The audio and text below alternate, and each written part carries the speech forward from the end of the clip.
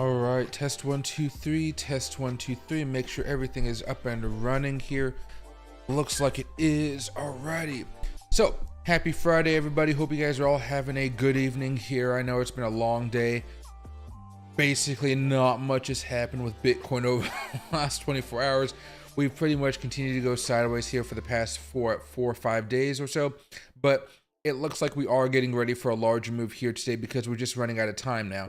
We're either going to have a large drop or a large pump, but one of those things is going to be happening this weekend, which is going to make things a lot easier for all of us. So happy to see you back. Cleo sees me, Jay Ford, Wilder Studios, and Nicholas. Happy to see all of you guys back.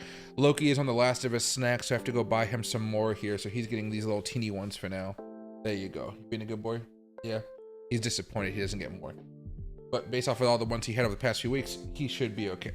But anyway, a lot of stuff to talk about here today. I switched up my camera just a little bit, so it was a little bit closer to me. I hate that I was like so far away, had that weird feeling to it. Besides that, this weekend is Easter type of stuff, so I doubt I'm gonna be able to stream on Sunday in the evening. I might be able to stream sometime in the middle of the day or in the morning, probably more in the morning hours. Like when I wake up, I'll do a couple hours stream and that'll be it for the day. So don't expect much on Sunday. And then Saturday, I'm thinking of doing maybe a midday stream once and then maybe an evening stream kind of whenever I get around to it. I'm not gonna go out tonight, I don't think, to drink just because I have, well, I still might, I'm not entirely sure. I still might. But I know I'm gonna go out one of these days, so today or tomorrow, so I still gotta plan that out a little bit more. You know, I'm just not entirely sure. I'll figure it out a little bit later on here, but a lot of stuff's happening today, so it should be pretty good. And then, so before we start hopping in here to Bitcoin, here's one more treat for Loki, so because he's doing such a good job here. There you go. And you guys will...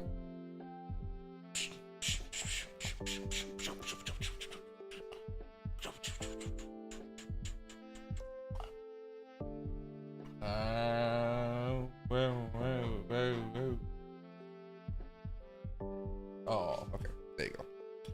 Here you go. All he gets is really crumbs. He has bigger pieces, but he gets to take the little teeny ones for now. Okay. Good boy. Got it. That was it. All right. And hey, Monster Poppin', K Plugs, happy to see you guys. Meekers Media and Devow. All right, so let's hop over here to Bitcoin. You can't see him, but he's literally like right here, just chilling out. Like, can I get this thing? No, the angle's too funky. Yeah, there you can kind of see him. Does that work there? That still looks fine. We're good to go. I'm still trying to figure out how the best way to angle myself in front of this camera here. It's still been a little bit of a challenge, but I think this is better than normal. That way it's just more of me and not some type of weird top-down type of thing, which I don't like too much. All right, but here we go, back over to Bitcoin. There we are. Okay, so at the end of all the options bad stuff on the inflation report coming out today, which was like one of CNBC's only 3 videos, they actually came into work specifically just for that news, which was hilarious, and it wasn't even that crazy. Despite all of the stuff that happened, again, like I said, with the options, whatnot, Bitcoin didn't do anything. Let's go over here to the 50-minute chart. We thought we might see a little bit more volatility. Hardly any at all. The one thing that was interesting last night, there was a fake out right here where we ended up getting bounced back up and attacked a bunch of stop losses right up here, or I guess up here if you're doing a longer term trade. But that was something that happened that was pretty interesting last night. But overall, not much actually happened. So right now, we're generally just in a little bit of an uptrend here within this larger uptrend, as you guys can see. We're waiting to still see if sometime today we can actually have this larger breakout. We're still just going sideways, which really just is definitely a little bit of an annoyance right now. You can see we're trying to break back above the 20 moving average on the 4-hour chart. I typically don't put too much stock into this. I know it had a little bit of a move there and there, but you can see over here it didn't really mean anything for us. So I'm still just waiting for that larger move to pump us up and take us to a higher level here, and I'll be happy when that occurs. We definitely don't want to see Bitcoin start to break down below this trend line here. That kind of leads us all the way back down here to $66,000 or so. And if we start breaking back down below that, that's when all of a sudden everyone's like, this looks pretty ugly. I don't know if I want to be holding this, to that type of talk starts, okay? So just a really big day coming up. We just want to pump. Preferably we want to make a new high for this last week. So we're trying to just get back up here and close up here on $72,000. From there, that makes it a lot easier for us to have a larger move coming in Saturday, Sunday, Monday, right? And again, we're not going to have any big sell-offs from Grayscale or anything this week, which could be a nice thing for us. So I'm trying to make this sound interesting without telling you guys it's the same exact stuff we've been talking about for the past few days. No real big updates, but we're just a day closer to having to make this really big move, and it looks like it'll happen today or tomorrow. Most likely today, because typically we don't wait all the way to the day of and then have the dump. Doesn't usually work that way, so hopefully we can have that move. The MACD still is not bullish here, which kind of annoys me, but we'll see if we can actually get a larger move here pretty soon. Otherwise, we are going to be consolidating another week or so, and that'll just be annoying to say the least, right? So as far as everything else is concerned, though, Ethereum got rejected off the 20, still consolidating here, still waiting to see what happens next. You're seeing Ethereum look like it wants to get squeezed here, so I'm not necessarily doing much with Ethereum except for buying a little bit more here just in case we are able to have that larger breakout. Solana up against a level of resistance, hoping it can make a larger move. As far as this one is concerned, though, and a lot of these other tokens, you might have to adjust those trend lines just a tad. Looking for a smaller breakout that pumps it up. The same story with a lot of tokens. 80 over here, squeeze happening, although not as much of a squeeze.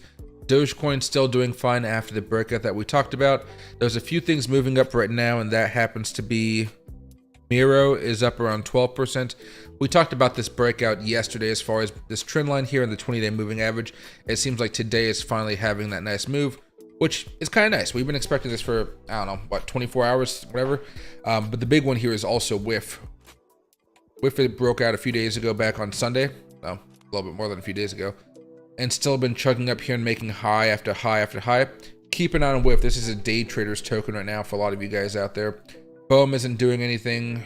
Milady's not really doing anything here. I bought some more Milady in case we're able to break out here sometime. And then some of those AI tokens that we've been talking about, the Ocean, Fetch, and Ajax. Still kind of going sideways here after that nice initial pump the first day of the news. Ajax, again, still kind of going sideways. Fetch AI, pretty much still going sideways here. Small pump, but overall it didn't really do too much to the actual charts here. There we go. And then one other thing here. Is this the one? I'm not gonna put this. Just a different way of viewing what I look at sometimes when I'm looking at all my charts and stuff like that. You can see the daily charts at this point are still fairly bullish up here on this uptrend. I know it's kind of hard to see, bear with me. Over here on the 4-hour chart, still pretty bullish up here. The hour chart is where things are bearish right now. We need to break back above 70,621 if you guys want to get more bullish. And right here on the 15-minute chart, we're hitting a little bit of resistance from way back over here. What's on Thursday? Yeah. Thursday's high coming down here, a little bit of resistance, and that's what we're trying to break out right now. If we do have a breakout over the next few hours, that can really get the 1-hour chart getting more bullish. It'll keep the 4-hour chart bullish, basically, as far as the change of character. And then from there, that might give the daily chart enough to have that ultimate pump up that we're looking for, up to $72,000 or so. So you can kind of see it looking like this.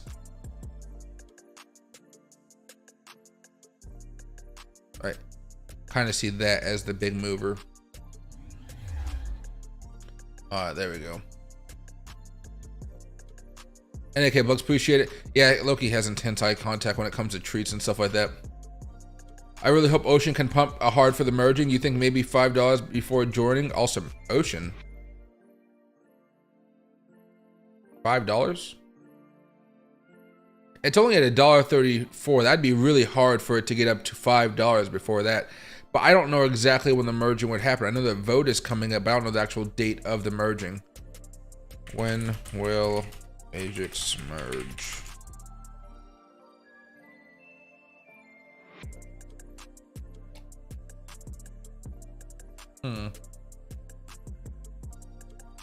Yeah, community vote is on April 2nd.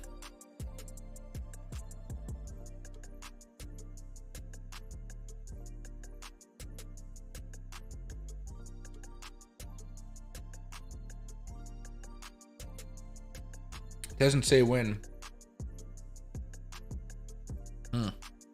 Yeah, I know the vote's coming up, but I don't think it's going to happen right after the vote.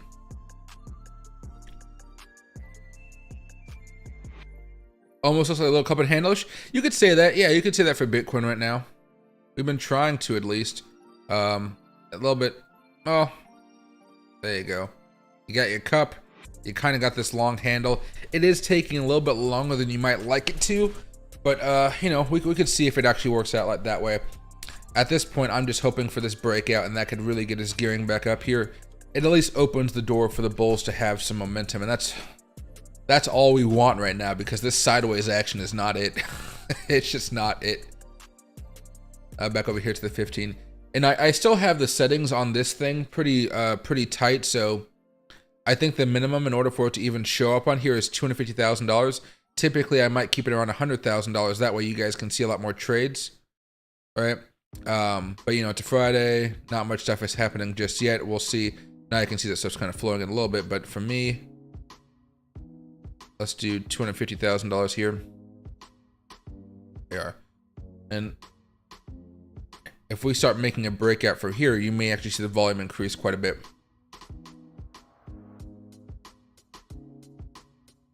Any take on Shiba? I'm buying up Shiba right now just for a pump up, because it's lagging behind Dogecoin right now. My RSI high and low settings, I use standard RSI settings. I don't mess with them at all. The only ones I change personally are going to be the stochastic settings. Anyway, Mike, I appreciate you, man. You made me a better trader. I appreciate that, man. What do you call, I try. That's one of the reasons I started I set this up today for you guys, so we can check on it every now and again, just to do a little quick recap of a token. There is one thing I wish that I could have on here on TradingView, like where I click on one of my tokens over here on this side. Let me drag this out just so you guys can see, because remember, I'm looking at a whole bunch of stuff. I could drag one of these tokens out. Yeah, right there.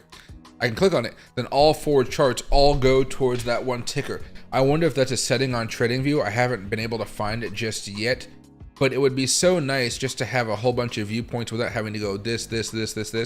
Like if you look at this from the point of maybe Ethereum, you know. Now I can see these tiny numbers. I know you guys can't see it, but it's not too important there.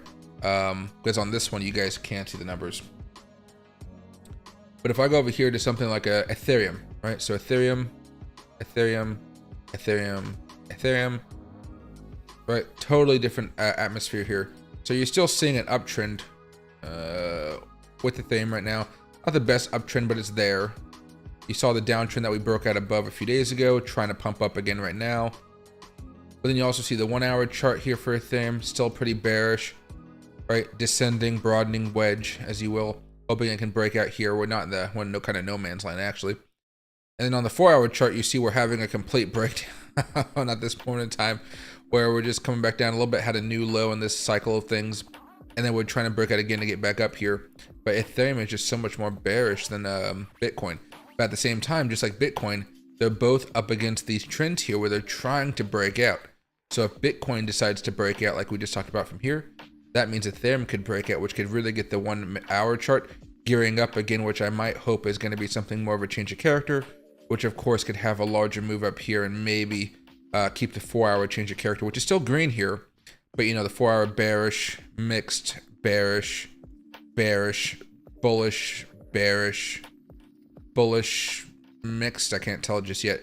Bullish, bullish, bullish, and bearish right here. So I think we have some opportunities, but there are some tokens that are just a lot better. So I just hope it's basically a time saving thing. I wish I could save so much time by just clicking on this once and having it translate to all the different charts. Add symbol. No, I wish. All right, there we go. Well, let's see what Bitcoin's able to do here.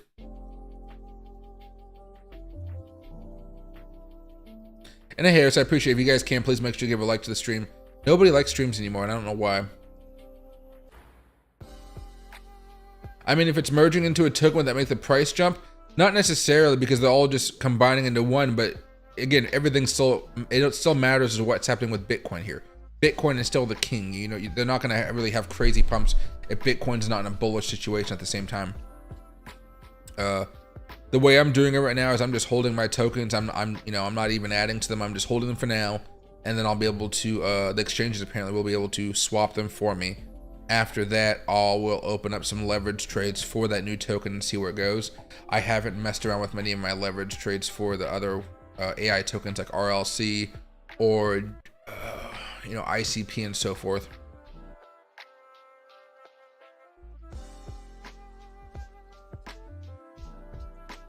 Is the darker red on Lux Algo the bigger short order? What do you mean?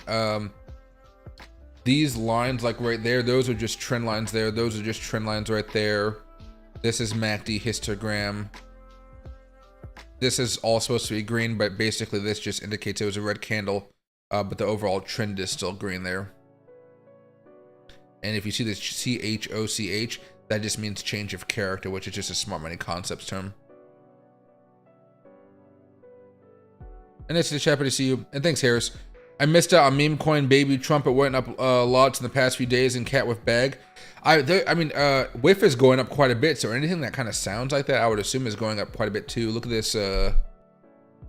So Miro is up 13% right now, still going higher. So 12%. Then you got WIF right above it right here at 9%, still gearing up and having some larger moves. Look at the 4-hour charts for these two things. Both had breakouts a while ago. Everything kind of gearing up for higher moves. But you love what you're seeing with them so far, and hope the weekly charts for each of them. Miro's kind of short term here, so it's only been around for a few weeks. Hoping that that one goes up higher, and then a whiff right now. This one's already been having those larger moves, and you can see it just had a smaller breakout, and it's starting to surge up again and again and again. Look at that daily chart. Took a few days with Bitcoin, it did. Then all of a sudden, boom, we went higher, and now we're going higher again here. Let me go over here very fast, because when we go over here and we start talking about these meme tokens, of course we talk about Dogecoin and Shiba because they have larger market caps. Right now, Shiba Inu is very much lagging Dogecoin. Last 7 days, Dogecoin ran up around 35%. Shiba only ran up 14%, not even half of that. WIF is moving up 96% in the last 7 days. Absolutely insane. And only a $4 billion market cap. Sure, it's high, but not as high as Dogecoin and stuff like that. Floki doing okay, Bonk doing okay. And then we got some of the ones we've been talking about. This baby Dogecoin hasn't really done much in the last 7 days. MOG is down for the last 7 days. I still want to buy this. I just haven't had the opportunity to. It is also down about 16% though over the last 24 hours, so it is getting into a buying zone for most people out there. Toshi, Mirror right here up 38%, 39% last 7 days. I'm glad I was able to buy some of that. Milady token, that one hasn't been doing much, but I own it. MAGA Trump is actually down 40% over the last 30 days. Wow. It looks like it's still cooling off from a larger move though. Anything else here? Then you get to these really small market cap tokens. But heck, if you guys are able to get into them and you guys are okay with accepting that kind of high risk that comes along with owning a low market cap meme token, just make sure you guys are safe. But if you got, there's Super Trump right there. That one's up 1,400% in the last 60 days, 2,000% in the last 30 days. Doge Bonk, correct, Ding Dong. I'm saying Dingo Coin, excuse me. Catman. Yeah, there's a whole bunch of random tokens in here too, but you can see how the market caps just keep on getting smaller and smaller and smaller, and you can keep on going down here more and more and more. But, hold on. Just go up fast. What tokens are up over the last 60 days the most? Duco, Super Trump, Book of Meme, MOG, Dogwolf Hat, so some of these still have momentum going on for them. Others are slowly kind of teetering off a little bit. I don't think the ones like MOG that are teetering off, I don't think they're telling you to sell everything. I think they're just saying, hey, people are taking profits and new buyers are going to come in here for the next leg of the run. So that's why I'm hoping that I can find MOG somewhere before it has that next larger move. Yeah. On the other side of this, what's been the poorest over the last 30 days? DeFrogs is down 65%. ERC20 is down 10. Oh, this one is kind of a weird update. SPX 6900 is down 50%. Minu is down 42. So there's a downside to some of this stuff where they do eventually come back down here. So just be aware of it. Usually it happens after some larger moves, but sometimes they just continue to bleed out. So how are the AI tokens doing right now? Last 24 hours, anything up? Optimus AI is up 26%. Like is up 17. Ocean Protocol, this should update here, I assume, right? Maybe not. Ocean Protocol is down 6%. Oh, that's probably because I had a big move yesterday. So yeah, you're seeing some stuff cool up, but ultimately some really good moves here. NA Solvent, can you give your thoughts on ORDS? Any price targets? ORDS.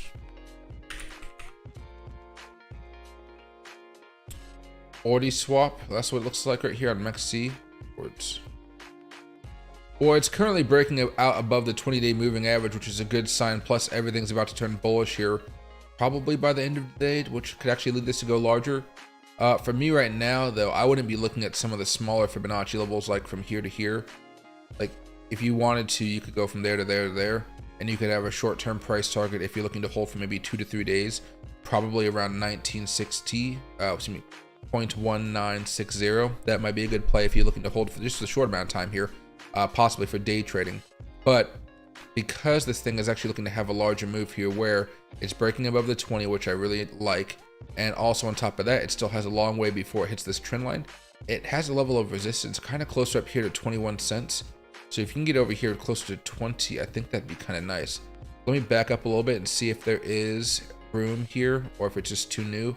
Yeah, it's too new. Let me see. We can go right here to the start of the trend.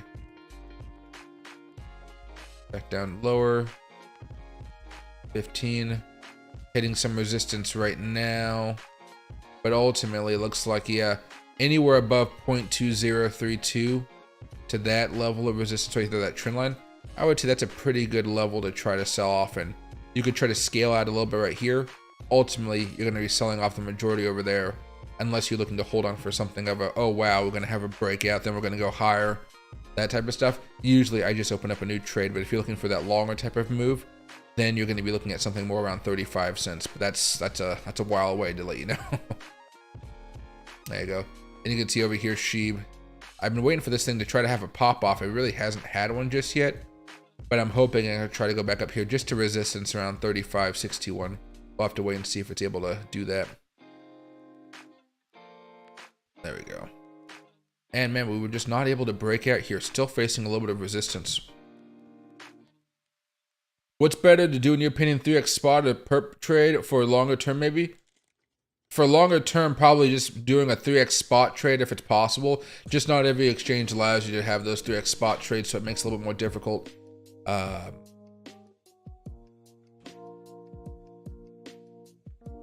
There may be limits on which tokens have the 3x spot or the 4x spot or the 5, whatever, you know. But for longer terms, yeah, I would say spot, just because you're not spending as much fees, right? Yeah, there's some nuance to it, but for the most part, you'd want to be going with the spot. Just not every exchange allows you to have the spot trades.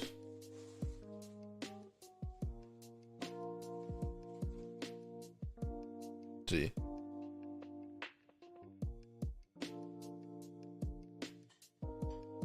What would be the top 10 coins to hold for the app CoinSpot? I do not know what CoinSpot is. What do you mean by hold for the app CoinSpot?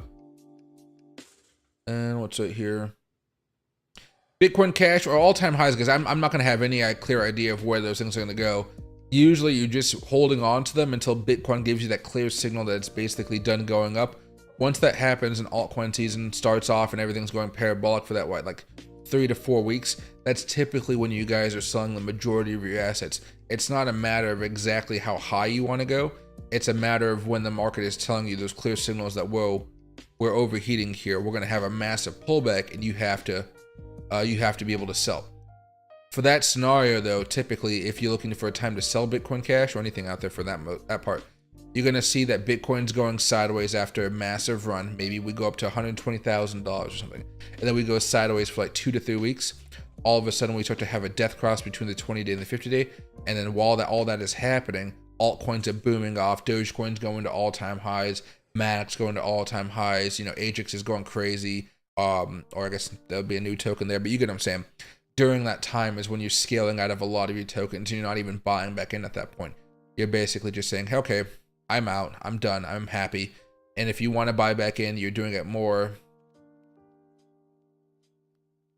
responsibly, basically. You're being very critical of yourself of what you're buying, why you're buying it, having more stop loss instead of like fewer stop losses is so much more of a difficult game, because once you get up there, you're fighting for the crumbs. You know, you're hoping for 5 to 20 to 40% profit, when in reality, the people that have been holding now, they're looking at hundreds, if not thousands of percent profit. So it's just like the crumbs compared to everybody else.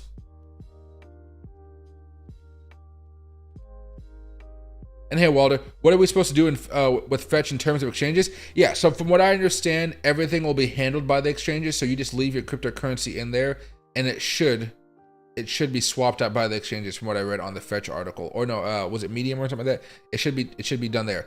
I would recommend that you double check that and just go into a CoinDesk article or crypto.com article, something like that, and just see for yourself.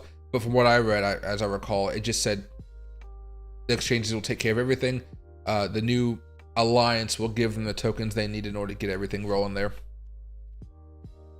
I don't know what happens to the rest of the tokens. Like, I don't know what happens to Ocean or Ajax or Fetch. I don't know what happens to that afterwards.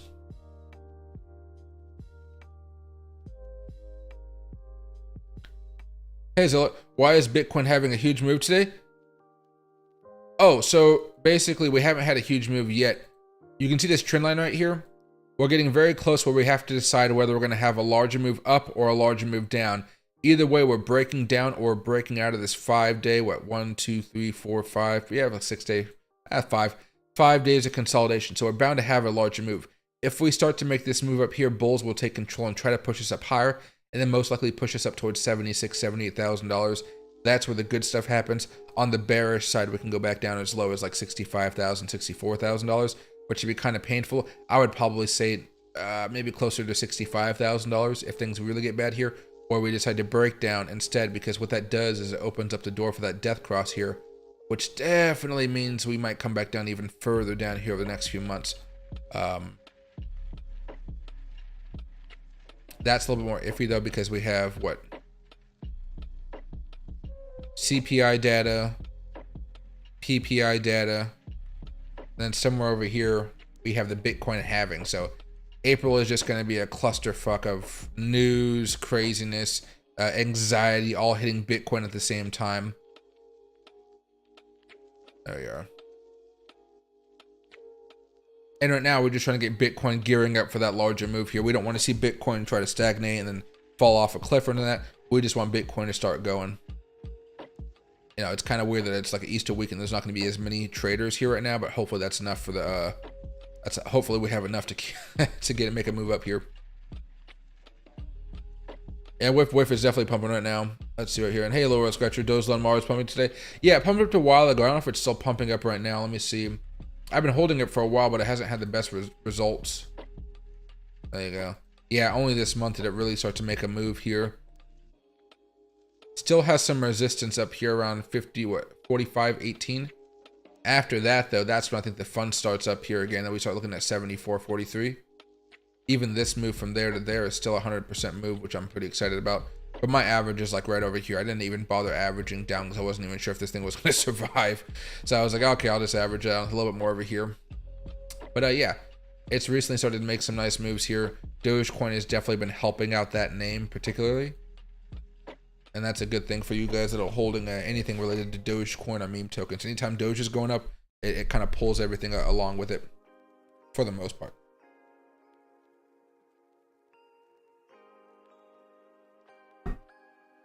There we go. And either way, it's good. DCA out when moon, DCA when fear. Yeah, remember, all I'm looking for when it comes to all this stuff. Let me get this colors off.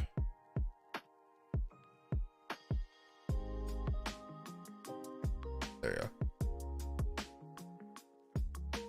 All I'm looking for is for Bitcoin to have that larger move and slow down right here. This slowdown is what I'm looking for. This typically is when I'm selling my altcoins, because while Bitcoin is doing this, let me see if I can find an altcoin out there that was actually around at the time. There you go. While Bitcoin's doing that, there you go. Altcoins are doing this last hurrah move, basically these things. So that's why you're happy to sell, because you guys would have already bought over here and whatnot. And just so I can show you guys very fast, again, you can see that Bitcoin Bitcoin started to stagnate pretty much. You could say we were going up and we started to stagnate officially back over here on March. Yeah, I mean, you can even see over here because we stopped pretty much going higher like crazy. February 21st, so February of 2021-ish over there. Yeah, about there.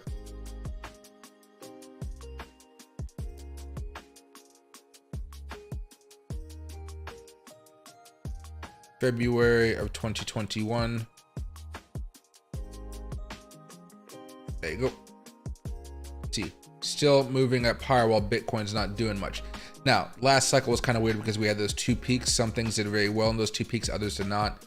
Here is Litecoin, more of a classic trade, I think you guys would admit. February of 2021. Still moving up higher. So while Bitcoin's going sideways, you guys are really taking full advantage of that. And you're selling off a majority of you guys' cryptocurrencies.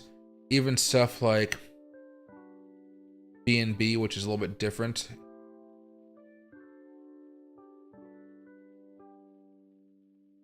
February 2021 is over here. See how it's still moving up? That pause that Bitcoin has, and where altcoins are just going absolutely crazy. It's hard to lose money even if you wanted to, unless you're shorting into this type of this chaos. Typically, that's when you guys are selling everything off and you guys aren't necessarily buying back in as much.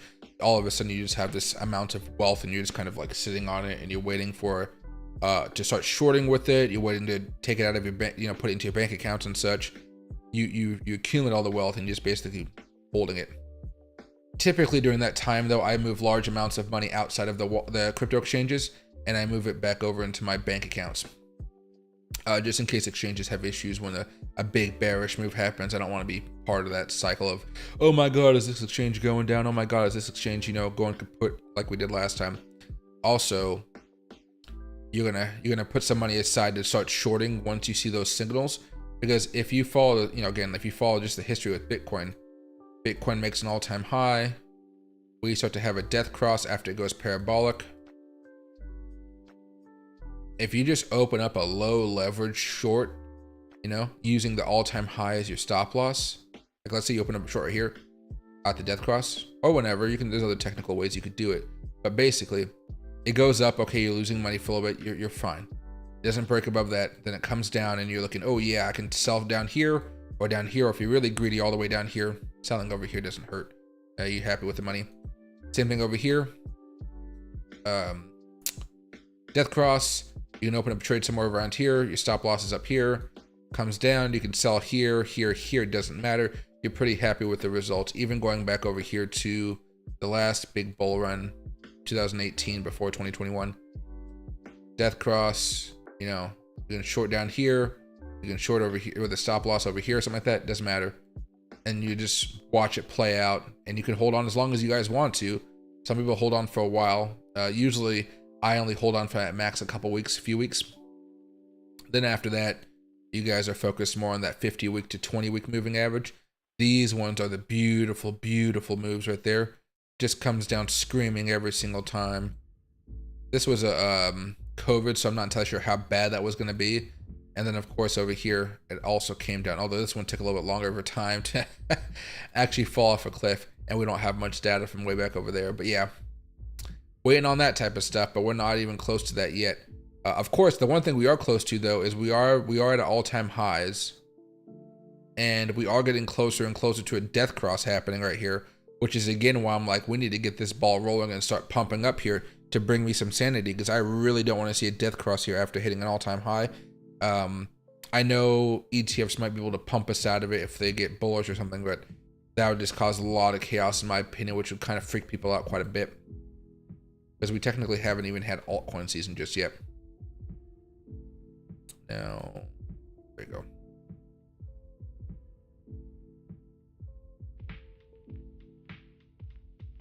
Hey Earth30, happy to see you, my man. And hey, Tended by Designs, I appreciate that.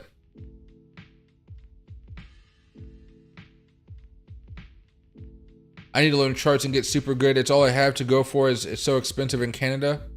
And since my mom lets of debt, let alone crypto, is all I have left, Yeah, no, I get you. I get you. What do you call 'em? Typically, you just want to take it easy and then not try to rush into trades. Just kind of let the trades happen. Right now, it hasn't been the best of trading for me. Well, the way I like to trade. Remember, I like for this to everything be green, everything be green, everything be green. Then I'll do my day trades all associated with that. Or, you know, if I'm looking for those swing trades, that's why I make the majority of my money. We haven't had a good swing trading setup in, oh, a few months at least now. So it's been kind of dry as far as making buttloads of money. Right now I'm just dollar cost averaging. I'm just waiting and waiting for that next big move to come along here. Because maybe if I just open up this one, you know,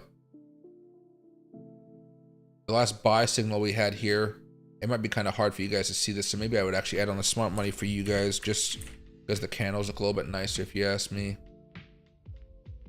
Let's get rid of the order blocks though. Let's go over here to color candles. And then let's go over here to visual order by bring to the front. Right?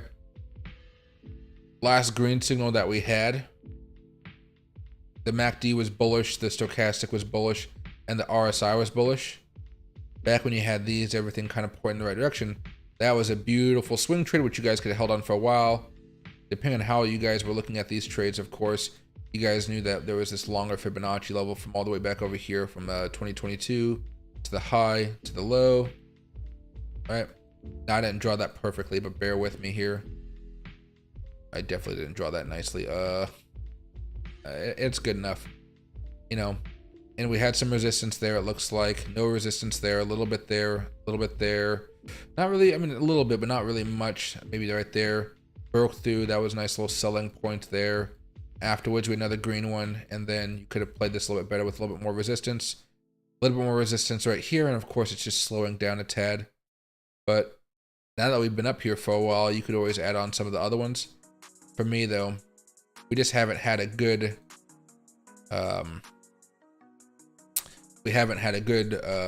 new move here, where we've gone red for a little bit, then something green pops up. It's like, okay, now we can finally get back on our way. We haven't had that bearish move that kind of gin everybody up. Oh, let's see. Even with the weekly charts here, you know, we don't really get many red and buy and sell signals when it comes to trading this type of stuff. Let's go back to log and auto. There you go. We only get them a few times, even back over here, right? And we've been green for a while. I hope we don't turn red. We don't really have a reason to turn red anytime soon, honestly. But 4-hour chart, still green. So that was a nice little swing trade if you guys took it. On top of that, remember we were talking about that breakout, shoulder, head, shoulder, breakout, poop. Was it buy, barely buy, and buy right there. Maybe I should think about taking this stochastic out. It's been a little bit less reliable through the sideways moves of Bitcoin. But what do you call? Still, overall, an okay trade. This 4-hour trade ended up working out pretty well. Look at that. Pop. Pop. This one, I would say probably didn't work out the best. I know it popped up here, but I might have wanted to hold a little bit longer, which would have made me maybe move up my stop loss, or just keep my stop loss where it is and watch it come crushing down. This one was okay because you're looking into resistance. This one was okay because it ran up into resistance. You probably wouldn't have made this trade though, would you? Maybe. I wonder what this was on the daily chart. Worked out. This one didn't work out. This one didn't work out. Went fine. Went fine. Went fine. Fine. Yeah. There's been some good moves here, but it's just, you know, it still takes a few days before you can find that next move. And let's see, like you wait 8 days, 9 days for the move, and then the move finally happens at 4 a.m. and you're sleeping and you fucking miss it. And you're like, then you gotta wait again, which is what happened to me. Which is fine. It is what it is, but sometimes you just like, I hate that I'm not a robot. I can't stay up 24/7 and just trade as much as I want to. There we are. But definitely some nice moves in the market over the past few weeks. Would a death cross kill the bull run? Not necessarily, since we were kind of in this new era, but it would be an extremely bearish signal to me, which we haven't seen before like this. So it would spook me a lot. Yeah, it would spook me a lot.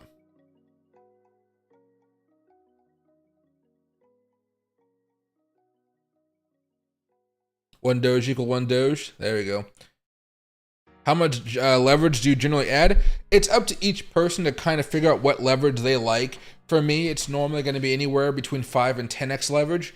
But, you know, I can do a $10,000 trade with 5 to 10x leverage. Somebody might be looking to do a $500 trade with a 50x leverage, right? Because they want to be able to make more money. To me, though, I think that lower amounts of leverage are best, so you don't blow up your account. Basically, there's less risk of a liquidation. I don't like to be liquidated. It's happened to me a couple of times when I was learning how to trade. It's not pleasant. It's like having $1,000 in your account. You make $100 trade with like 50x leverage. You go to bed without a stop loss, and you wake up and your entire account is gone. It's a horrible fucking experience. So I don't recommend you guys do high leverage until you guys have studied up on it a little bit more, and you guys just have some consistent earnings. Remember, if you guys don't see your portfolio going up consistently and it's going down consistently, all leverage is going to do is make you lose money even faster. So that's why I try to give you guys those strategies and those techniques to make sure that you guys are just seeing your portfolio go larger and larger and larger. So, you know, if you're making 5% back a month, that's, you know, I know it's kind of crazy to think about that in terms of crypto, but let's just say you're making 5% back a month. If you add on a 10x leverage, then you're making 50% back a month. But that's only if you guys don't change your trading habits based off of leverages that you're using. Any good entries for Shiba? Not really right now. Shiba's already bounced off of that support level that we talked about.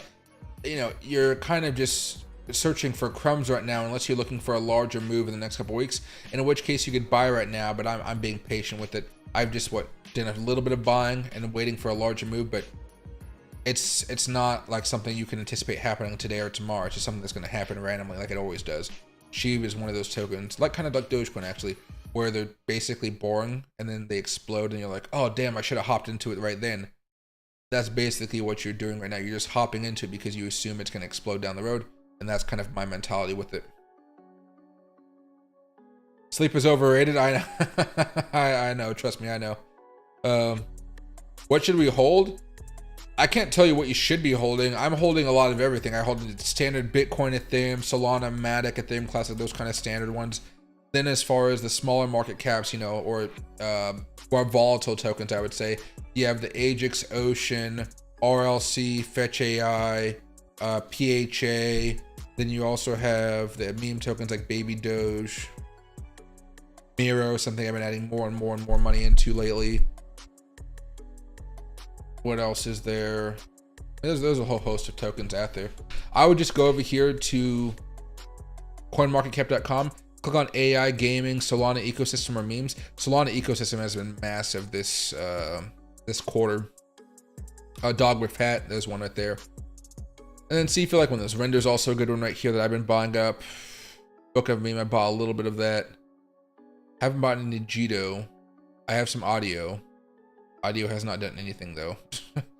And then Miro right there. I've told you I bought that one already. I'm trying to buy Mog, but I don't have access to it yet in my exchanges. So, you know, that's some of the stuff I'm buying. But the majority, again, is like, you know, Bitcoin, Ethereum, your stable stuff, the nice safe stuff. And I got a good, you know, 25% of my portfolio tied up in those really volatile tokens. So when they do go up, I can make a good amount of money off of those as well.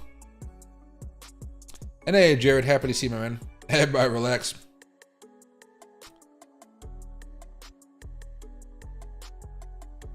I always 50x leverage. Oh my god. Hey, Murat, as long as you're good, man. As long as you're good with it, you're making money, that's good.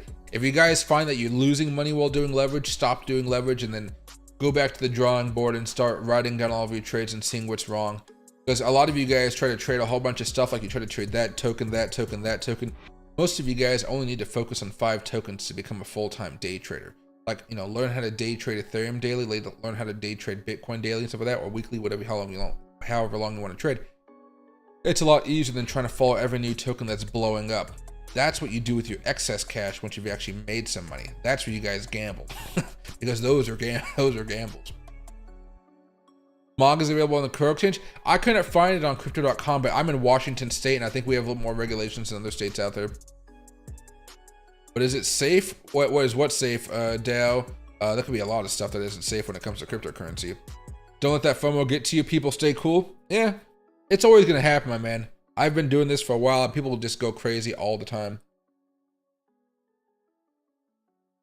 Oh, there we go. That's some good tea. I got some ginger tea here. Leverage is only a tool, has nothing to do with profit. What do you call it? It'll definitely make, well, if you're a bad trader, it'll make you a horrible trader. If you're a good trader, it'll make you a great trader. Hey, Jared. Most likely, yeah, unless something really crazy goes along with it, and I just don't see that happening. Again, the market cap would have to be insane. So let me go over here very fast. Let me just double check this, because every time somebody gives me a new 000 number, I'll refer back to like the penny one, and I don't know if the penny is so much. Well, I'll double check here. So,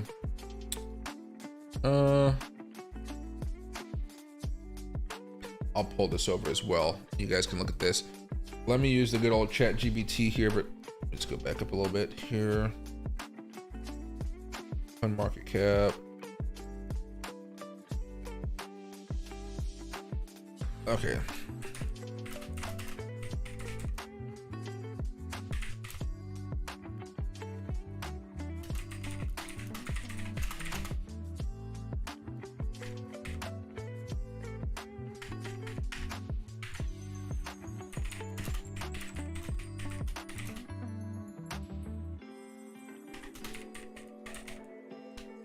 Okay, what market cap for it to reach 0.001? There you go. Reach a price 0.001. There you go. All right. It's basically giving me a mathematical thing right here that's going to analyze it. But this is the market cap you would need for Shiba Inu to hit 0.001. So it would approximately have to be about $588.2 billion, which is pretty darn crazy, right? Because that means, like, let's see, let's hop out of here.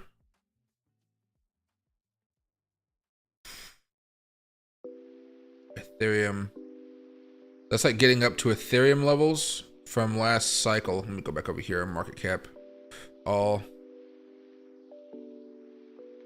That's a higher market cap than Ethereum has ever even gotten before. So, kind of shows you how crazy it has to go. Possible, but it's going to have to take the world by storm or do something crazy. So it's unlikely, to be sure. You wouldn't want to bet on that, I would say.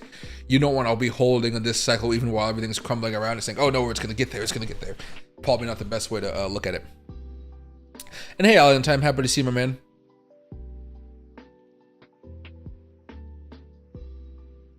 I just noticed there was wording in the graphics.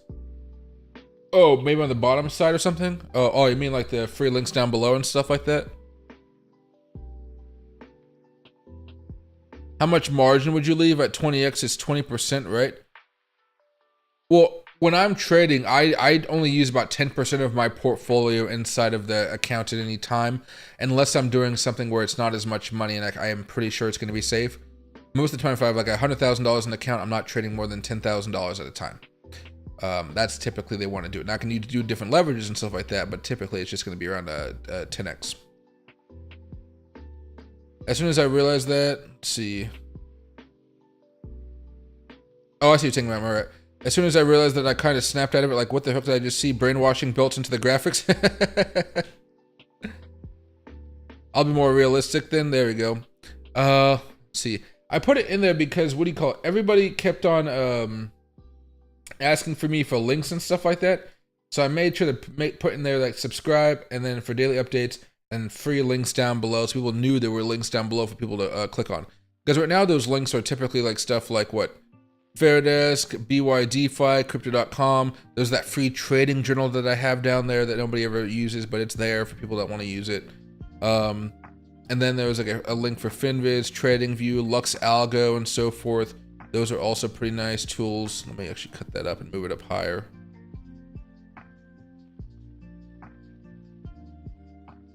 Let's see. There you go. That should work out a little better. But even right now, guys, Bitcoin still isn't finding a way to actually move up higher. That's a shame. Not bad though, yeah. File token still doing okay. At least it's up relative to everything else. ICP continues to try to move up a little bit more. It's dying down after that large move we had a few days ago. That's fine. They had a really big move. It can cool off a little bit. Miro is now up 17%. Look at that thing go. Wow. I'm happy I've been buying into that. WIF token is also up 9% here, still making some good moves. It looks like Miro is that meme coin of the day that everybody's tackling. This is only going up as far as I know, just because of how bad it came down over the last couple weeks. So while Bitcoin took a pretty big hard hit down, you know, Miro came down, what, 56%, so pretty bad. And now we're breaking above the 20-day moving average. We're also breaking out above a moving average, which is always not a good thing here.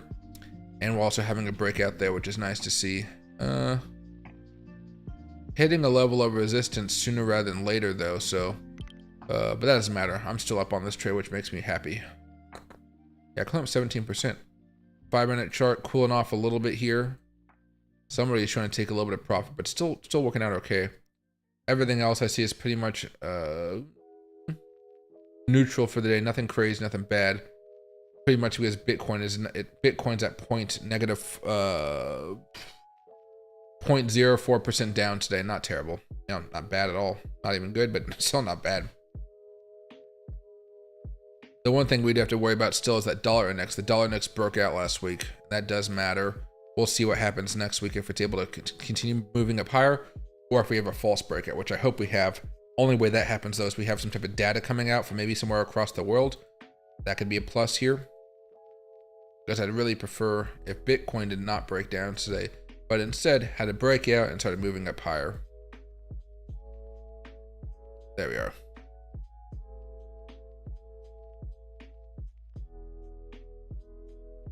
There you go. And I don't know much about TrueFi, but Bitcoin all-time high later. There's a good chance we could have a new all-time high this weekend, but you're going to have to see us break out here. That's going to be the first thing.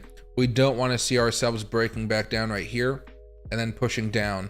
That's not going to be the best sign here. If we start testing out this old level of support, and not even old, this level of support, that's where things are like, well, we're pretty weak right now. We're probably going to fall down, and then we start heading back down to $65,000, something like that.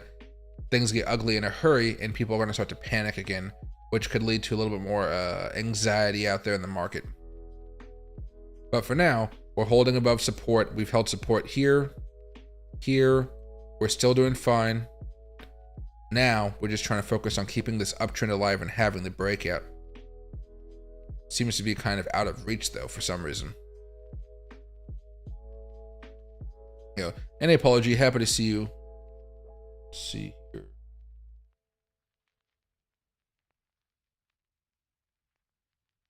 Yeah. Book of Meme is trying to have a small move right here, I can see. But ultimately, this hasn't been doing much either. This is a 4-hour chart. After that initial crash, after that big pump when it got to exchanges, it's been going sideways for days now. Actually weeks now, yeah. I'm hoping that this can have a larger move here. I bought a little bit on Fairdesk to see where it goes next, but it hasn't really done much since I bought it. I think I went down a tad, then went back up a tad, and that basically means nothing. Let me see if I can find any big news out there for crypto, though.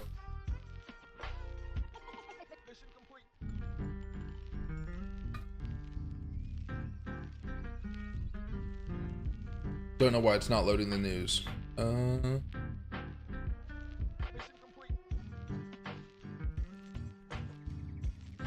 There we go.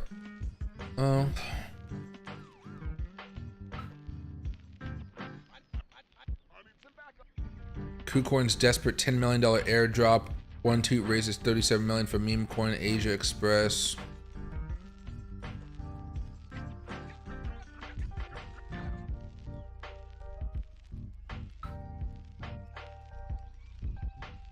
Okay, so I'm getting a bunch of Snapchats of something.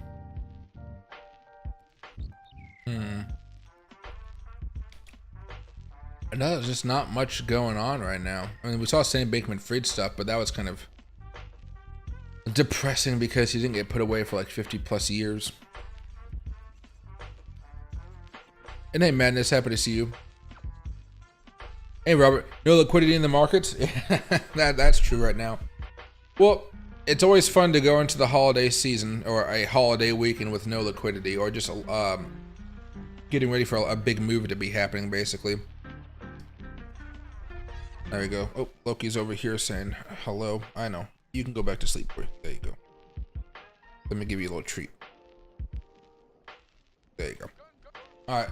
But yeah, I mean, you can basically see we've been doing a whole bunch of nothing over the last few days, which has definitely just been not as exciting.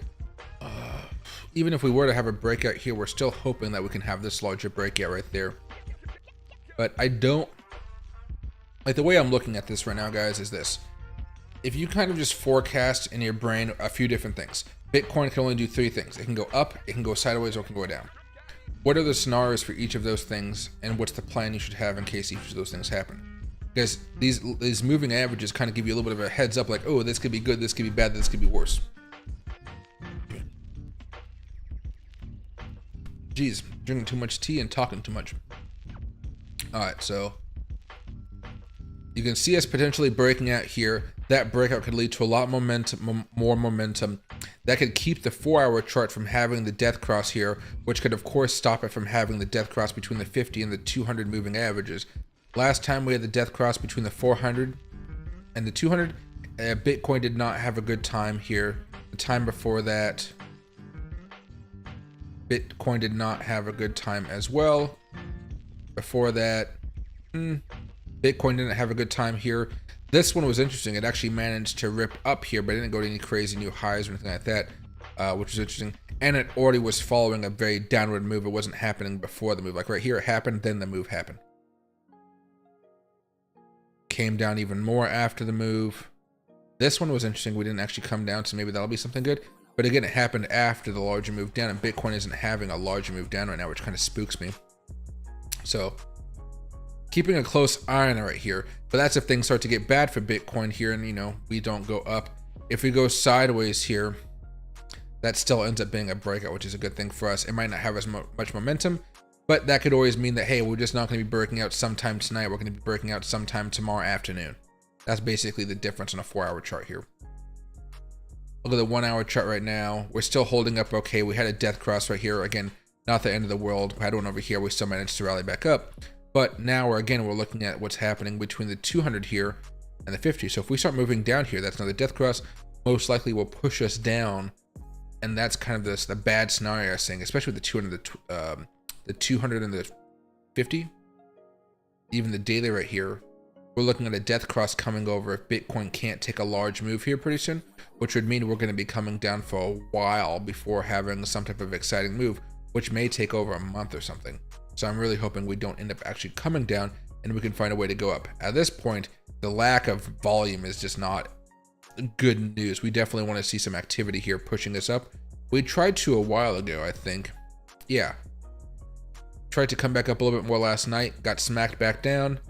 Of course, there was a lot of volatility over here. I'm still not entirely sure what happened there, but bounced up a little bit, got smacked back down at market open. I'm pretty sure Grayscale just decided to offload at that exact moment in time, but they need to get rid of a lot of Bitcoin. Once they get rid of all their Bitcoin, though, or all the Bitcoin they need to, that's definitely going to be a good time for the market to have those larger moves. I've had a very good Ethereum position, but it fell against Bitcoin so hard it sucks. Very much so, and it still hasn't been able to make that larger move. It's getting squeezed between the 20 and the 50-day moving averages right now, so hopefully it's able to be squeezed to the upside here and give you a nice profit off of it. And hey, Dakota, good evening, my man. And hey, Mick. Yellow, how's everyone doing today? So far, pretty good, Blake, or R. Lake, I don't know what to call you, but what do you call him? I was quite Blake by accident.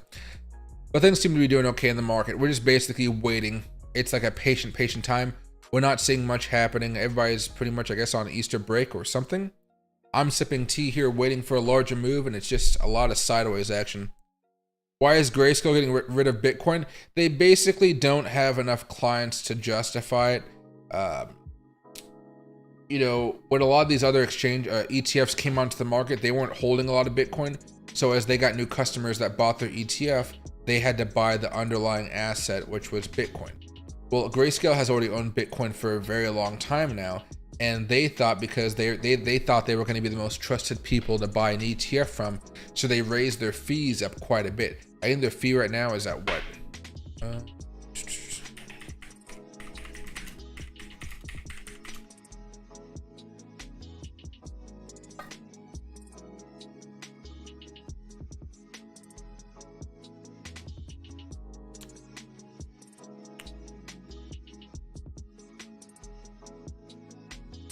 Yeah, their fee is at 1.5%. BlackRock, which is another major institution, BlackRock is at 0.25%. So which one are you guys going to move your money towards? 0.25. And because nobody's really going over to Grayscale at this point in time, you know, they just have to sell the Bitcoin off because they're supposed to hold a certain amount of the underlying asset. And if you go over here to Arkham, you can see how much Bitcoin they've been selling off, and it's a lot. It's a lot. Grayscale. Now the market's closed for them today, but you can see over here, outflows.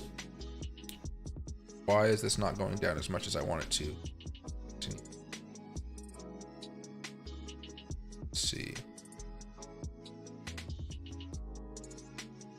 So you can see it kind of here. Hundreds and hundreds and hundreds of Bitcoins every day, last 2 days, last 3 days, so forth. You can go to the next page here. More Bitcoin gone. More Bitcoin gone. Just a lot of Bitcoin being sold here. A week ago, look at all that Bitcoin, 803,000 Bitcoin over and over and over and over again. Lots and lots of Bitcoin being sold. So that's kind of having a negative impact on the market, as you might imagine. Right now, though, we're not going to have that impact until probably Monday starts back up again. The market was closed today because of Good Friday, so we didn't have a huge negative move today. Perhaps when we come back on Monday, maybe there'll be something of a larger move. But so far, the market's been able to absorb a lot of it and still continue buying. Once, you know, you could argue that if we have three things happening, Bitcoin should be going crazy and parabolic. Those three things theoretically should be like rate cuts from the Fed. On top of that, we have no more selling coming from Grayscale because they don't have to sell anymore. And then the third one is going to be post-halving. So we would have had the halving. Those three things could really lead to Bitcoin going boom. But that won't, you know, that rate cuts probably aren't going to happen until June or July. The halving is still 20 to 21 days away at this point. And Grayscale, we don't really know too much about when they're going to be getting rid of their Bitcoin, or like when they're going to stop selling off so much Bitcoin. They did say that they might be looking to move their fees down a little bit. And if they do move their fees down, maybe that means more people put money into the Grayscale ETF, which means they don't have to sell as much, which could be kind of nice. And that could be like a, you know, a trifecta of good news for everybody that wants Bitcoin and therefore the cryptocurrency world to go up, or cryptocurrency in total to go up. We're kind of far away from all that happening right now. The easiest thing I can see happening right now is, of course, the halving, because that's a time type of thing. How many days do we have left of this? 21 days, 2 hours, 58 minutes, and 25 seconds. Pretty nice.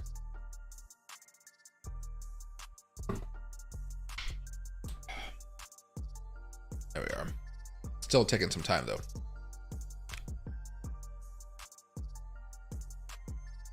Did I see how Litecoin randomly pump? I did not check out Litecoin. I typically don't look at Litecoin whatsoever here. It did have a nice little pump yesterday. I wonder what happened over here.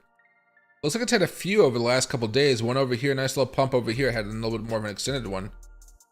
Not entirely sure why, but hey, we'll take it. Had that breakout earlier. Still going up above resistance. Still trying to break above the 200 here on their weekly chart. I want to say if we hold above it, it'll be good news, but we tried to do it earlier. Nothing happened. We just came crashing back down.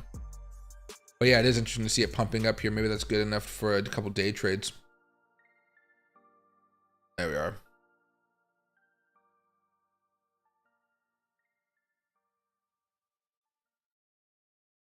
And I check, when Bitcoin moves sideways like this and boring is when we usually get a build up and explosive move up. Let's hope the move is up, right? That's my only concern right now, is that we just don't have that move up because of all the external factors outside of Bitcoin's control, like inflation, dollar index, stuff like that.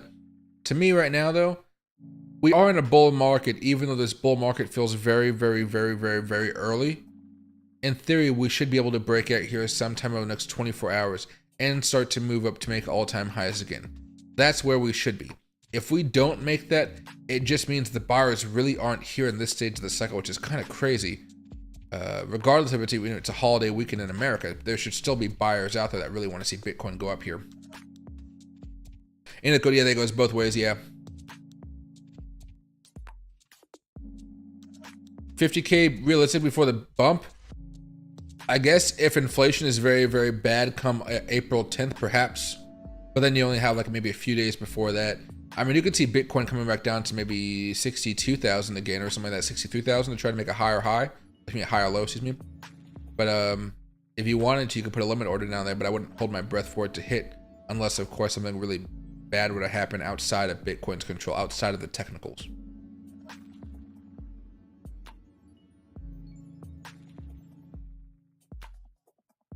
Light was classified as a security. I think that's why. Oh, that makes sense. Okay. I sold my Ethereum because Vitalik is so weird. There's a guy you would like, the Everlasting Bliss. His name is oh, I forget his name, but he's like Ethereum is trash. I think his name is actually Ethereum is trash. He's hilarious. RVN, try to find a good time back in. Is that a stock or is that a cryptocurrency? Let me know and I might be able to help you out. Let's see what's going on right there. But again, in the short term, guys, all we're looking for is Bitcoin to just break out right here. This is the Thursday high. We're currently at Friday. It's like less than 2 days time. That breakout gives Bitcoin a little bit more life to continue struggling on to try to have that larger move there. And hey, Ty, happy to see you, my man. Let's see. I was one up on Ethereum. I had 2K margin when I should take profit. Now I'm like 0.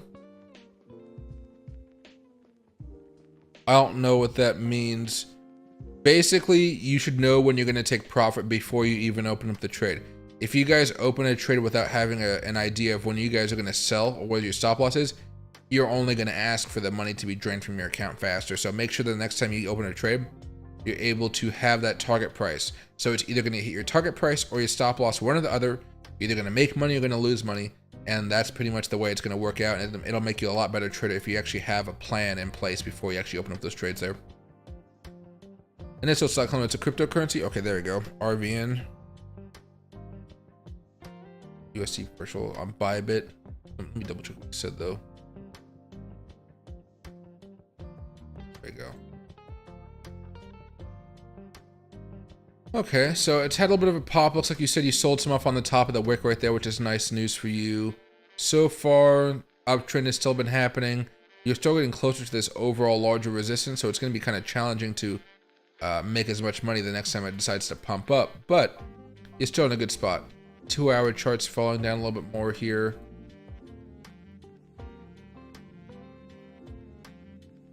You know, I might wait for it to come back around. Maybe below 0.041. Below that price might be something where I get a little more excited about buying into it. As I'm looking at it right now, you can see there's this little bit of support right there. All right, support. I think it's most likely that it's actually going to continue to break down below this. How's the 4-hour chart look?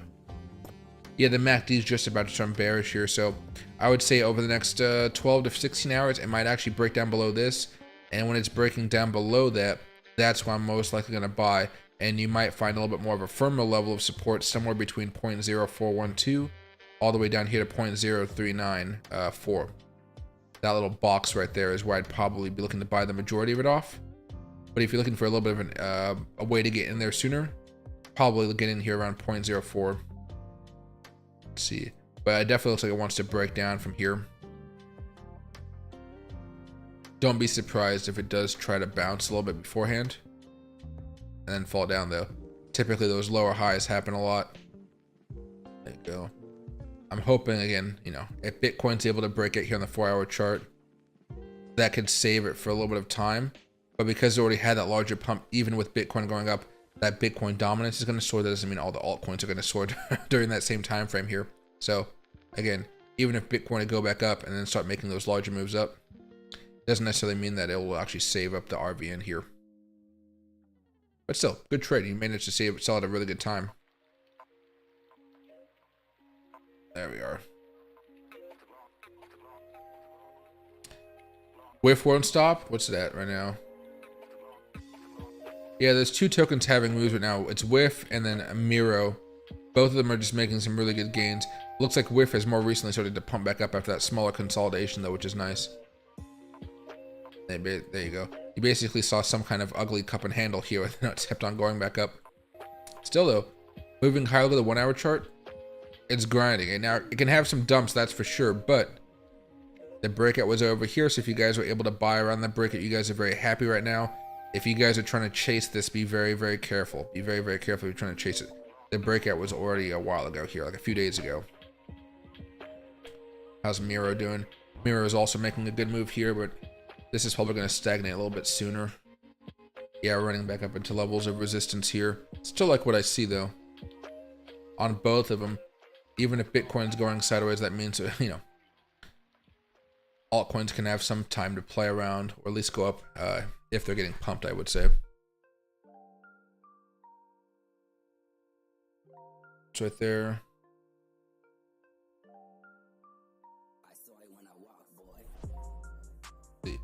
And hey, Chuck.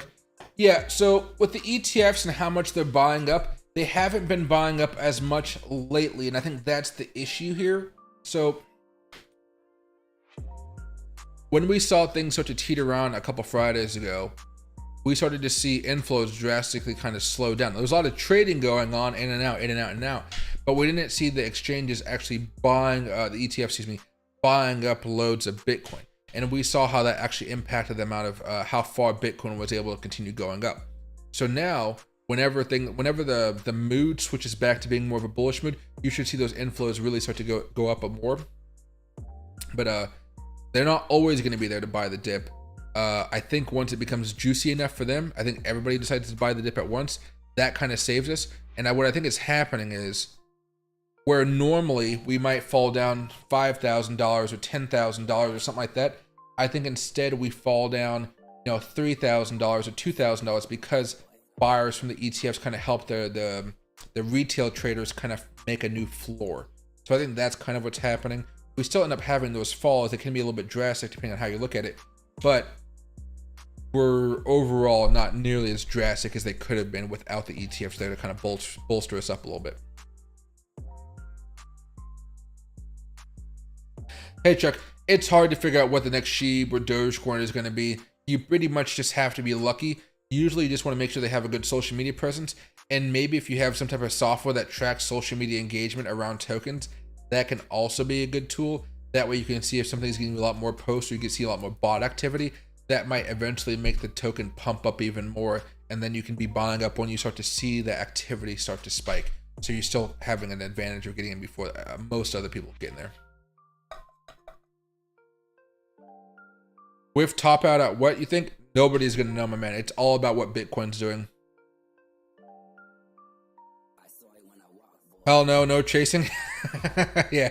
Oh, dude, there's tons of people chasing that sucker right now. I think it's because some of you guys, not all of you, I know some of you guys watch me every single day. So when we talk about the breakout in real time, like, oh yeah, this is a good time to be buying into it if you want to do this. You know, for whatever reason, sometimes I don't even take the trade because maybe Bitcoin's not looking as bullish. But if you wanted to take the trade, the opportunity is there. And when they don't take it and they're looking to buy now, it drives me nuts because I'm like, dude, you had the chance. You had the chance in the breakout. Sure, the breakout might have looked a little bit ugly, but that was the chance. It's risky, very, very risky. But of course, you see the reward. That's why it has to be so risky there. We need a pump without the ETFs. Well, if we're going to have a pump without the ETFs, it'll most likely have to happen on a weekend. And lucky for us, we do have a weekend coming up here. I don't know too much about what Sunday is going to bring, but tomorrow should be pretty volatile for sure. Sunday, I'm not streaming. Maybe I'll stream in the morning or something like that.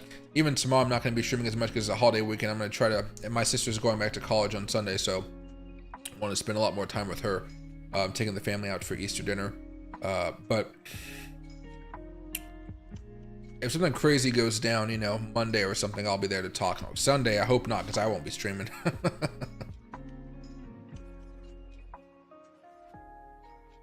When it's moving slow, what makes it suddenly go down very fast? Usually you can think about things getting squeezed, there's pressure building up, and the pressure is just kind of released. That's maybe an easy way to think about it. Not getting too much into the nitty-gritty parts of it. Usually there's a wall on either side, and one of those walls gets eaten through first, and then pop, you know? Madness, there's no Shiba ETF.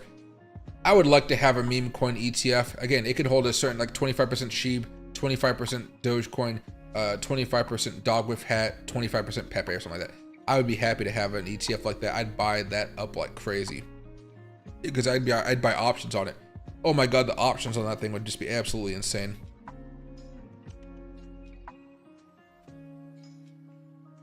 What's right there? There won't be any Shiba ETFs ever?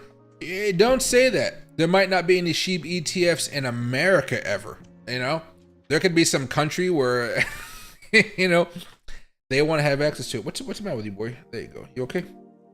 Did you want another teeny treat? I can only give you a teeny one because you've already eaten all the other ones. There you go. There you go. Sorry, my dog's over here wanting treats. But yeah, there might be one, but it probably won't be the most legitimate, and it won't bring the most money into Shiba Inu. But it could happen. It's not going to happen in America. Not going to happen in America.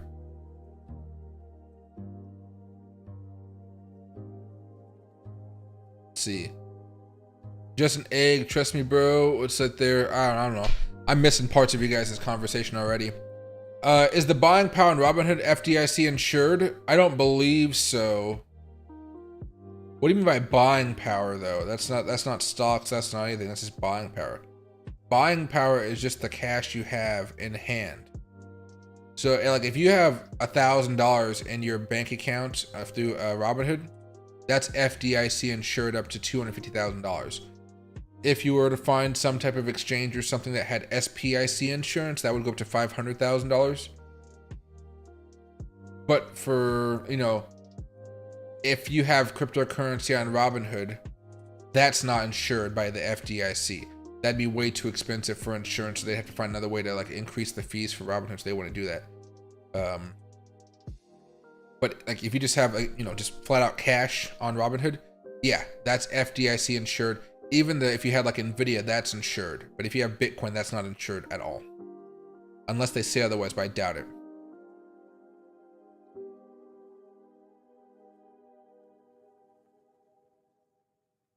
If it's actually news about Dogecoin and Coinbase, it's just going to be an extra volatility for Dogecoin, which has already been moving up pretty well by itself over the last few days. And hey, Kilo, happy to see you back, man. Beautiful weather this weekend, Michael. Hope you and Loki enjoying lots of it. It's been okay weather. It was like, it's that sunny weather where it's cold if you go outside. So I took Loki outside. He still has a little bit of a limp from his paw issue, so I'm waiting to see. Like, it looks clean, it looks fine. I touched it, I massaged it all over to see if it was really hurting him. He didn't flinch at all when I did it, so I'm wondering what's going on with him a little bit at this point in time.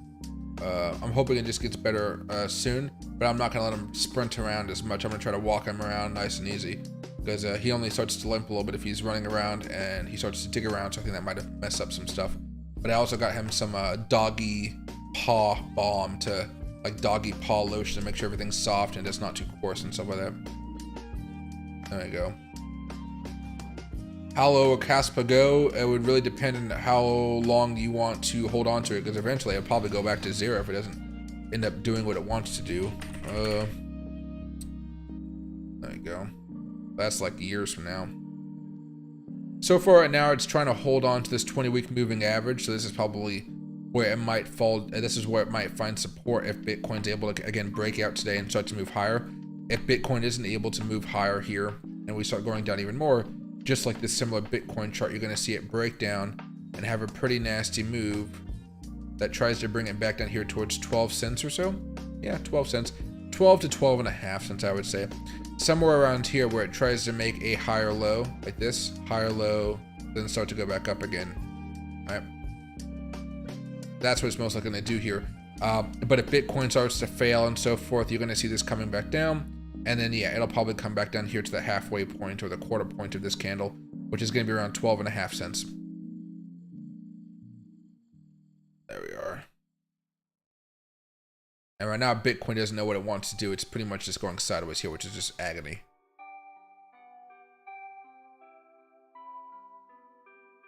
I use coconut oil on my dog's paw. Nose works great. Yeah, I have coconut oil. I use coconut oil for my my hair.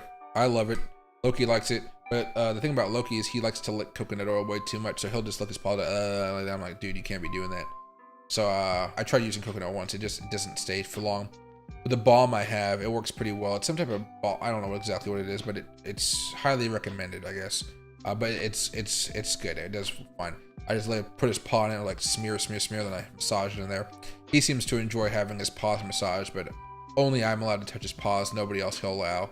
Heck, you even stare at him the wrong way, he starts to bark at you for some people.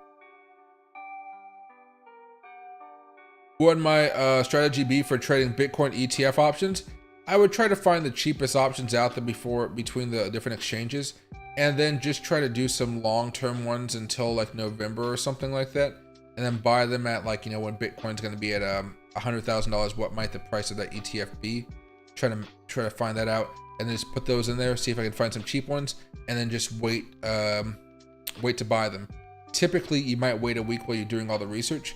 And so if Bitcoin is going down during that time and you see the very top ones that are like worth a penny, if more of those start to pop up, I might load up on some of those just for kind of fun, and then go towards some of the more realistic ones where Bitcoin can actually hit that level.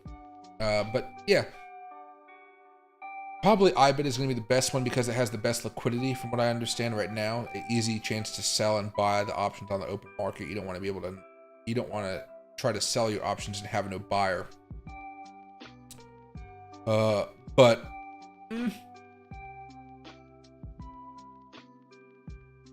Yeah, just try to time up a little bit. I'll see if I can find out some information on options as far as the ETFs, because I haven't been looking into it all too much here. But if you can find out where the price of IBIT may be somewhere around when Bitcoin's at $100,000, I'd be aiming for that, you know, maybe by sometime by November or something, and see if that can work out. It's going to be small amounts of money though. You don't want to go too heavily into those types of things, because again, if that thing goes up 20, 30, 40,000%, then you're looking at some pretty good money off of just a little bit of money. That's the way you want to trade it, because otherwise it may not even work out the way you want it to.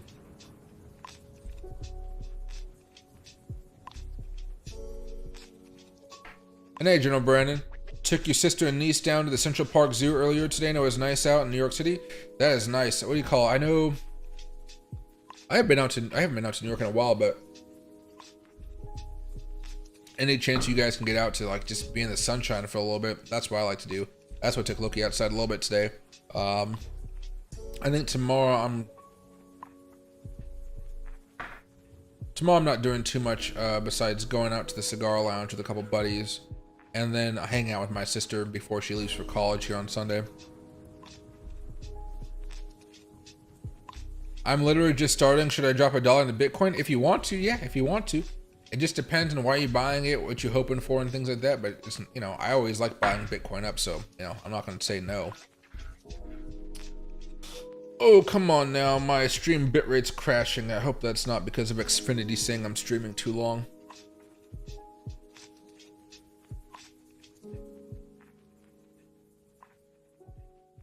It might take time with Loki. He might just be scared. I think that's probably it, because he walks perfectly fine inside, even when he's running around and having fun with my sister, playing, you know, belly rubs and everything like that. It's just when he goes outside, he's more uh-oh. But he doesn't care about digging holes, apparently. Digging holes, he's like, oh yeah, we can do that. But running on terrain, you know, like outdoors, you know, he doesn't like it as much right now. So I left work early to enjoy the nice weather today. That seems like a very nice thing to do. Plus, it's Friday, right? I slept in. Oh, no, I didn't sleep in. I was going to sleep in today, but I forgot my cleaning lady was coming over. So I got a text from my cleaning lady. Loki was bouncing up and down because he was so excited to see her. And I was just like, oh, I totally forgot. So I woke up, I let her in, then I just started to go about my day here because I was like, okay, I got to be awake when my cleaning lady's around. And I was just like, oh, because, you know, I usually tell her like what's clean, what's not, what to throw out, what not, because I just forget. And she cleaned out my entire refrigerator upstairs today, and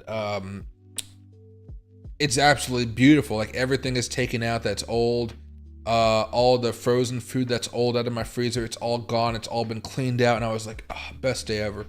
But I had to be awake for all of it, so I was just like, I'm tired. I'll probably sleep in tomorrow morning though. I'm on Coinbase, just worried it'll automatically drain my bank account. Coinbase doesn't automatically drain your bank account. I mean, if you're worried about it, you can just attach your bank to Coinbase each and every time you do it. It's not too hard of a thing to do. Other than that, Oh no, yeah, Coinbase should be fine. The only problem I ever have with Coinbase basically is that their exchange goes down during high volatile moments in the market. We almost had an ugly head and shoulders here. We can almost think of shoulder, head, teeny shoulder right there, going up to retest that and getting knocked back down. Hopefully that's not the case here. Okay, sorry, just making sure Loki was okay. Solo's acting crazy again, low time frames. It's up 1%, yeah. Well, remember, we've been talking about this trying to break out here. It still hasn't broken out yet, but it's trying. Somebody was just talking about, which one was it over here? Altcoin.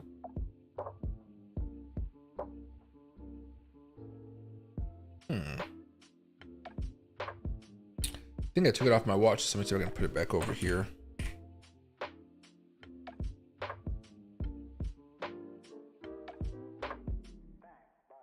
Not doing too much, just in a nice consolidation pattern. There you go as well. Yeah, just consolidating, waiting for that next big move. Hopefully getting back up here to around 0.009 and closer to a penny here pretty soon. That penny should happen hopefully sometime during April if you're lucky. Now, it's not the prettiest thing here, but momentum is still bearish here, so that's not the best sign. But give it some time. As long as it doesn't break down from here, I think you'll be in good shape. These breakouts during bearish momentum have definitely not been the best things here. You can see, there you go. Breakout, that didn't work out too well. That one didn't work out too well, all with the bearish momentum here on the daily charts. But maybe this one, maybe it has a chance to be bullish by the time it breaks out. Maybe next week or so. That could be a good sign here. How's the weekly chart look? The weekly chart is still bullish. That's good. It's having some issues right here with the 200 weekly moving average. To me, this is just somewhere where you're looking to buy up and waiting for that next big move. Even if it were to have a larger drop down here eventually, I would still probably buy this dip because you know it's going to be going up along with Bitcoin in the future. So yeah, definitely looking to make a larger move here pretty soon. Now, if Bitcoin can just hurry up and go up to make all the altcoins go up as well, that'd be very, very nice to see. See, how's WIF doing? Is it still going up a little bit more? Yeah, WIF is still going up. Miro seems to be stalling out a little bit here, but still looking okay. Ocean's come down after that rally yesterday. RLC is still going sideways. My PHA has died back down since that nice rally we had over the past few days. Let's go to the daily chart. I'm still holding on to it because it's a long-term play, but I would have loved to sell it up here and then buy back down lower for a few more tokens out there. Anything else? Fetch AI has come back down a little bit after that nice day yesterday as well, but oh geez, UFO tokens have been coming down a lot too. I have to wait for this thing to have a big parabolic run next time. STMX doing okay. Spell token still doing fine. Still trying to hold on. We talked about this trend line here. It could have a breakout sometime next week. Yeah, overall we're okay though. There we go.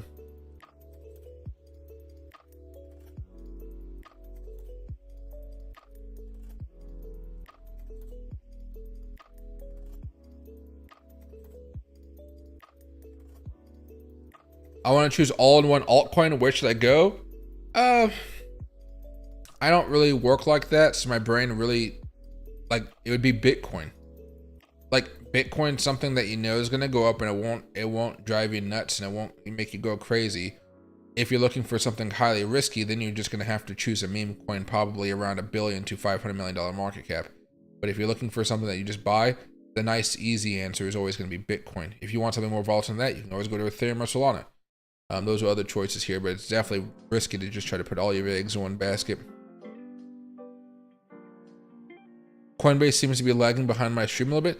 That is interesting because I already have a lag. There's like a 10 to 15 second lag from YouTube to from me to you right now. That's why it always seems like I'm taking a little bit longer to answer you guys' questions and stuff like that. It's usually because of that, or because I don't have the time to answer everybody's questions, things like that. But still, that lag is there. What about Bitcoin? We've been talking about Bitcoin this whole time. Let's see. Imagine how crazy YouTube live streams would be if they all let subscribers join to watch video chat. I'm hoping one day they do something like that just to have a cool video community. I always thought that YouTube or one of those other companies would buy, what's it called? Clubhouse. You guys remember that app, Clubhouse?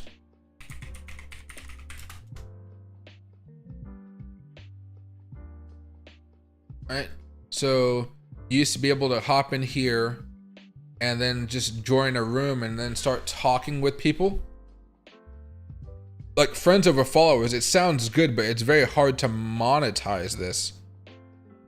It's very hard to monetize this for people to actually want to take their time to do it.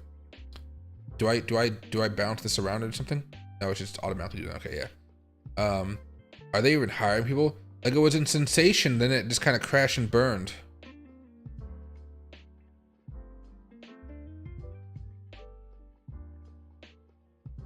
Yeah, they need a data scientist, a product designer, a software engineer. Let's see, how much they pay. You're going to be working in San Francisco or US based, remote. Between $180,000 and $242,000 a year. Wow, that's crazy. So, you know, if you guys want to apply for a job, it's right there. But for me, it's just like, I wish there was a way for me to talk to you guys easier. You know, if you guys want to ask a question or something like that. Although the filtering would be crazy for that because, you know, there's going to be a whole bunch of jokesters in there, a whole bunch of scam bots. Oh my God, the mess. Why is WIP breaking out? It was a technical breakout. People were buying into this momentum. Usually altcoins will find a way to go up if Bitcoin is just going sideways, especially the lower market cap ones. Although I don't ever know if I want to say if it's a lower market cap token anymore.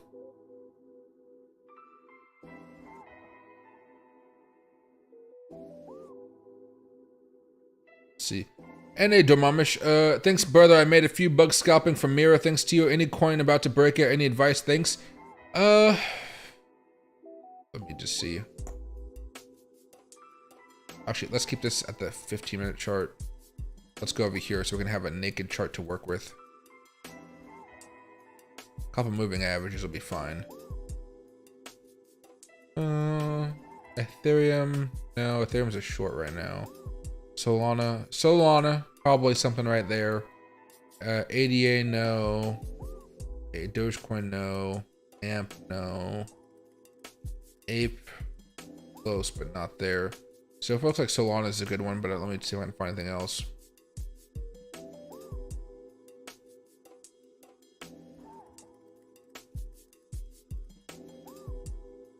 Huh, why is comp coming back down? That's interesting. Dot.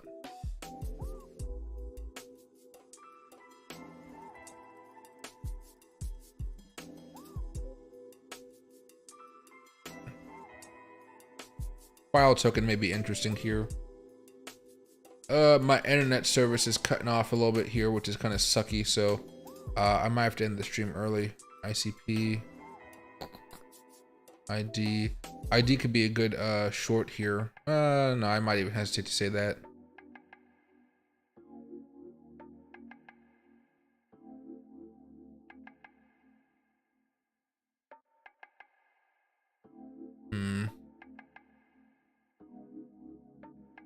Excellent. Pendle for a day trade. Fetch AI, no. No. World token, no.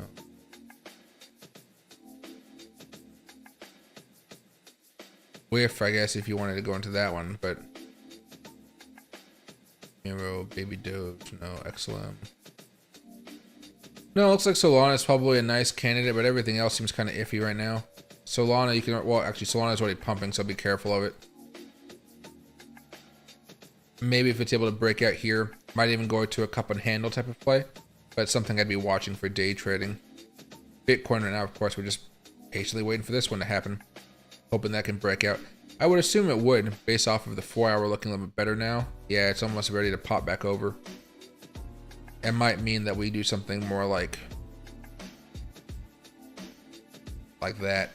Might not look pretty, but I'll take it. At this point, we just want to get this ball rolling and start moving up higher here. All right, there we go.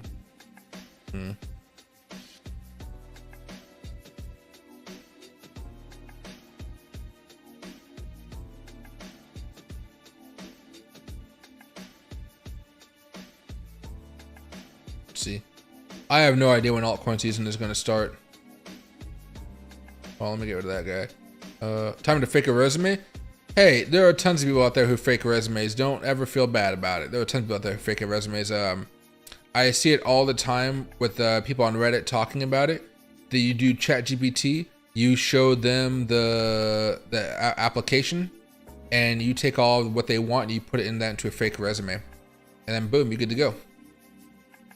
And that works out fine. Now you don't say, "Hey, ChatGPT, make a fake resume." From what I understand, you have to say, "Hey, ChatGPT, how do they put it?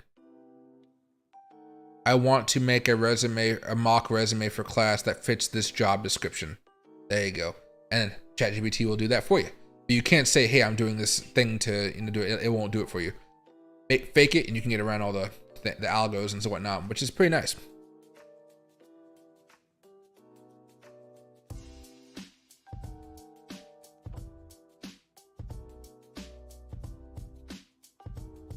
The more you have, the more people can help. That's true. Then you look at the job, you don't know what to do.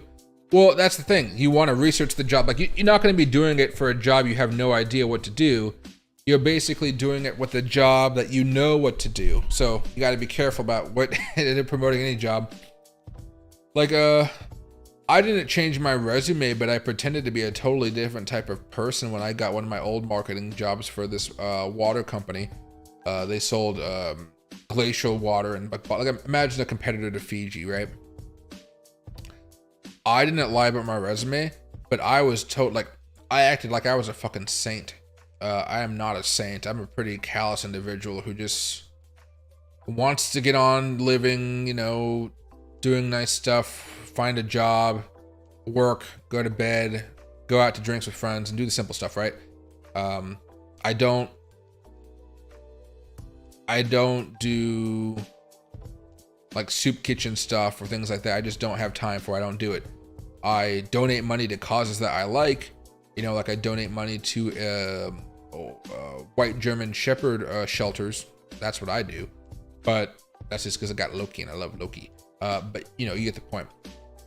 But I read up all about the guy that was going to be hiring me, the guy in the interview. I gave myself a fake persona and everything. The guy was apparently a recovering, not an alcoholic, but like he was going through some type of spiritual cleanse where he no longer wanted to have alcohol in his life. And I don't know, he was very, he wanted you to know he didn't drink alcohol. He wanted you to know, you know, like that type of, oh, like I am someone special, you know? So I basically just put my whole personality like, oh yeah, I'm helping my friend get out of sobriety. It's been tough. You know, I don't like alcohol. Alcohol is a horrible thing. You know, it just drains the body. It's kind of toxic if you ask me. And then boom, they love me instantly. You know, gotta do those types of plays. Works out very, very well. You can ask GPT to improve your own resume. Yes, you can. Because remember, a lot of times nowadays, a lot of resumes are just put through systems, and they scan it, and if it works out, it'll move to the next pile. But if it doesn't look right, it'll just get ditched out, and they won't even look at it. I'm a saint. Do I hold any Jasmine? Yeah, I do own Jasmine. There we go. All right. Okay. And okay, buddy, I'm going to end this stream right here. I'm getting a whole bunch of flashing warning signs from YouTube saying my stream is not getting enough signal here. And I don't want Xfinity to be mad at me here. My signal is dropping down to like 700, in which case I need about like what would I say, like 25,000 to do it normally. And so something really weird is going on right now. But yeah, it's kind of annoying. I'm not entirely sure why. And hey, Richard, the one thing that I would always say that shows appreciation for the channel, if that's what you're asking, is typically just to go over to my channel and like whenever, like I don't do this all the time, but like right now, like I would say this: go over to incognito window, or that you can do on your channel or whatever, your YouTube channel, doesn't matter. Actually, go to incognito mode yourself. Type in, you know, something like a BitBoy crypto, BitBoy crypto, I don't know, fall. I'm not entirely sure what my thing was. Like this one. Find my video and then click on it and then watch it all the way through. My thing now isn't so much of like donations and stuff like that, even though I appreciate them because they go towards Loki's snack budget basically. like watching my videos is the best way to support the channel, because it lets the algorithm know that, hey, this person likes it, maybe we should push it out to more people. So just watching my videos, or just basically going over to my channel before you go to bed, all you do is you just open up one of my playlists here and you just push it, and then boom, you can just let it go, and YouTube sees that, hey, somebody's watching these videos, maybe we'll pump it up to more and more people. Okay, so that's one way I see it working out. But okay, buddy, I'll see you guys a little bit later on tomorrow. I will be streaming twice tomorrow, I believe. Back when it comes to Monday, I'm going to try to stream 3 times a day. Easter, because my sister is leaving in the next couple of days, I'm trying to spend as much time with her and hanging out with her before she goes back. So this weekend will be a little bit more shoddy when it comes to streams. If something big is happening with Bitcoin, though, I'll definitely be there to go live. Even if something goes big with Bitcoin over the next like 5 hours, something like that, if I'm awake, I'll go live and talk with you guys about it. Okay, so have a good rest of your night, and if you guys can, open up one of my playlists and fall asleep to it in the background so you guys can learn while you sleep. Thanks, everybody.